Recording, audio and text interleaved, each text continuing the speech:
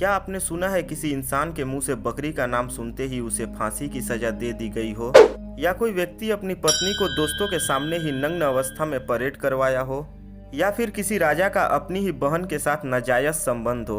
अगर नहीं तो आज जान जाएंगे। आज की कहानी रोमन साम्राज्य के एक ऐसे राजा के बारे में है जो जीवन भर क्रूर शासक रहा। वो अपने शासनकाल में अत्यंत निर्दयी और सनक दिमाग वाले राजा के रूप में मशहूर हुआ। ऐसे ही अजीबोगरीब कार्यों के लिए उसे इतिहास में याद किया जाता है। इस राजा का नाम था कालीगुला। कालीगुला रोम का तीसरा सम्राट था। उसका पूरा नाम गायस जूलियस सीजर जर्मेनिकस था। बाद में वह कालीगुला के नाम से मशहूर हुआ। उसके कार्यों से जनता उसे पागल कहती थी। उसका जन्म 31 अगस्त 12 एडी को इटली में हुआ। वह पिता जर्मेनिकस और माता अग्निपिन्ना के 6 बच्चों में तीसरे स्थान पर था। कालीगुला रोम के एक प्रतिष्ठित परिवार से ताल्लुक़ रखता था। उसके परदादा महान जूलियस सीजर थे। उसके पिता भी लोकप्रिय नेताओं में से एक रहे। महज 3 साल के उम्र में ही गायस का सैन्य शिक्षण अभियान शुरू हो गया।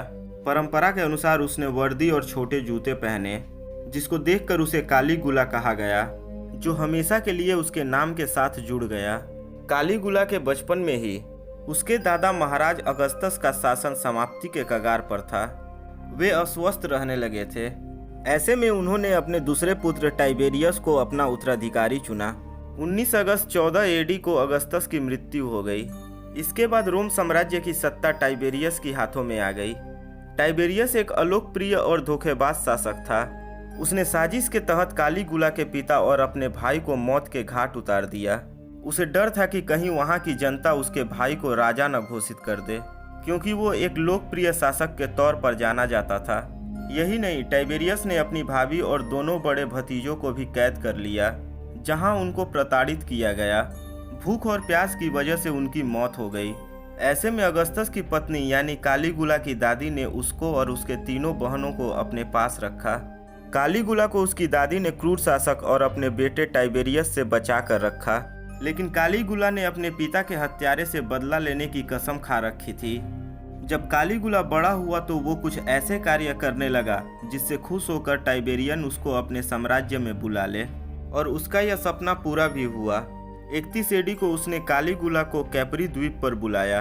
कालीगुला ने अपने गुस्से पर काबू करते हुए अपने पिता के हत्यारे की तारीफों के पुल बांधे। वो बदले की भावना लिए अंदर ही अंदर तप रहा था। वह अपने चाचा महाराज टाइबेरियस का भरोसा जीतने में कामयाब रहा। बाद में महाराज ने अपने बेटे के साथ ही कालीगुला को भी अपना वारिस चुना। 37 एडी में महाराज टाइबेरियस की मृत्यु हो गई। उसकी मृत्यु की वजह जनता ने कालीगुला को माना। खैर, इससे उसको कोई खतरा नहीं था, क्योंकि वो एक आदर्शवादी पिता का पुत्र था, जिसे रोम साम्राज्य की जनता राजा के रूप में देखना पसंद करती। टाइबेरियस की मौत के बाद कालीगुला ने अन्य वासियों को मौत के घाट उतार दिया। इसके बाद रोम का पूरा शासन अपने हाथों में ले लिया। सम्राट बनने के बाद शुरू से ही उसने जनता का भरोसा जीता। उसने सबसे पहले उन सभी नागरिकों को आज़ाद किया जो टाइबेरियस के शासन में अन्यायपूर्ण रूप से बंदी बनाए गए थे। उसने जनता के मनोरंजन के लिए रथ दौड़, मुक्केबाजी, नाटक आदि जैसे भव्य कार्यक्रमों के आयोजन भी करवाए। रोम का हर नागरिक उसमें उसके पिता का छवि देखता था। उसके शासनकाल में सब खुश थे। सम्राट बनने के कुछ ही महीनों बाद कालीगुला बीमार पड़ा। वो मौत और जिंदगी के बीच की लड़ाई लड़ रहा था। वो लगभग 6 महीने बाद दोबारा स्वस्थ हुआ। वो फिर से रोम का शासन संभालने लगा। बीमारी से पहले वाले कालीगुला का मिजाज अब बदल चुका था। कालीगुला पहले से ही दुबला पतला था। उसकी आंखें धसी हुई थी। वो दिखने में बड़ा भद्दा लगता था। अब वो चिड़चिड़ापन का शिकार भी हो चुका था। लोग उसकी शक्ल की तुलना बकरी से करते थे। ऐसे में दयालु राजा ने अपनी क्रूरता दिखाना शुरू कर दिया। वो जब भी किसी इंसान से बकरी का जिक्र सुनता तो वह उसे मौत के घाट उतार देता। अब कालीगुला अपने नागरिकों को प्रताड़ित करने लगा। जनता ने उसके अजीबोगरीब कार्यों से उसे सनकी या पागल करार दे दिया। इस बीच वो अपनी बहन जूलिया के भी काफ़ी करीब रहा। उसके साथ उसके नाजायज संबंध भी थे। जूलिया की मौत के बाद कालीगुला ने एक मंदिर की स्थापना भी करवाई और उसमें उसने अपनी बहन की मूर्ति लगवाई। आज भी रोम में उसे प्यार की देवी के रूप में पूजा जाता है। उसका पागलपन यहीं खत्म नहीं हो जाता। कालीगुला ने 4 शादियां की थी। पहली पत्नी के मौत के बाद उसने शादी के दिन लड़की को अगवा करके अपने साथ शादी रचाई। इसके बाद पहले से शादीशुदा औरत के साथ तीसरा विवाह किया। बाद में उसने मिलोनिया नामक औरत से चौथी शादी की।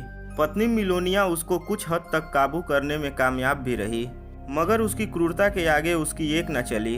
उसने उसको अपने दोस्तों के सामने नग्न अवस्था में परेड करवाया। सनकी कालीगुला किसी खूबसूरत आदमी को देखकर जलता था। वह उसके बड़े बाल देखता तो उसका सिर मुड़वा देता था। वह जब कहीं जाता तो पालकी पर बैठता। तब वह कभी कभी अपने मंत्रियों को घोड़े से उतरने का आदेश देता और उनको काफी दूर तक पैदल ही चलवाता था। कालीगुला सोने के सिक्के अपनी बाथ टब में डालकर नहाता था। यही नहीं, कई बार वो फर्श पर सोने बिछाकर उस पर चलता। वह पिघलाए गए मोती को सिरके में डालकर पी जाता था। उसके शौकों का कोई जवाब ही नहीं था। उस निर्दयी सम्राट को अपनी शौक पूरा करने के लिए जनता की कोई फिक्र नहीं होती थी। कालीगुला को घोड़े की दौड़ में बहुत दिलचस्पी थी। वो इस खेल पर काफी पैसा लगाता। वो अपने दोस्तों के साथ इसका भरपूर आनंद लेता था। जब कभी उसके दोस्त का घोड़ा जीत जाता तो ये उसे जान से मरवा देता था। एक बार एक ज्योतिषी ने भविष्यवाणी की कि अगर कालीगुला घोड़े पर बैठकर समुद्र की खाई को पार नहीं करता तो उसका शासन समाप्त हो जाएगा।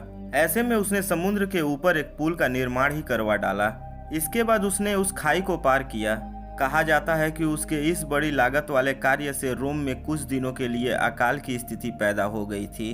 वो बाद में पागल होकर लड़कियों के कपड़े तक पहनने लगा था। इसी के साथ ही उसे घोड़ों से बहुत लगाव था। उसने अपने सबसे प्रिय घोड़े को अपना मंत्री घोषित कर दिया था। उसकी इच्छा थी कि उसे रोम में भगवान का दर्जा मिले। इसके लिए उसने अपनी मूर्ति बनवाने का भी आदेश दिया। रोमन नागरिक उसके पागलपन का शिकार हो गए थे। गरीबी उस देश को बुरी तरह जकड़ने वाली थी। ऐसे में रोम की जनता ने दुष्ट और पापी राजा के खिलाफ साजिशें रची। 41 एडी में एक खेल आयोजन के दौरान उसकी हत्या कर दी गई। बाद में उसकी पत्नी और बेटी को भी मार दिया गया था। उसकी मौत के बाद रोमन साम्राज्य को क्लॉडियस के रूप में एक सफल सम्राट की प्राप्ति हुई थी। तो दोस्तों, आप सनकी सम्राट कालीगुला के बारे में क्या सोचते हैं, कमेंट बॉक्स में लिखकर हमें ज़रूर बताएं। अगर यह वीडियो आपको अच्छी लगी हो तो वीडियो को लाइक करें, अपने दोस्तों के साथ शेयर करें और अगर आप सूर्या टॉक चैनल पर नए हैं तो चैनल को सब्सक्राइब करके बगल वाले बेल आइकन को जरूर दबा देना ताकि आने वाली वीडियो आपके पास सबसे पहले पहुंचे। तो दोस्तों, मिलते हैं अगली वीडियो में। जय हिंद, जय भारत।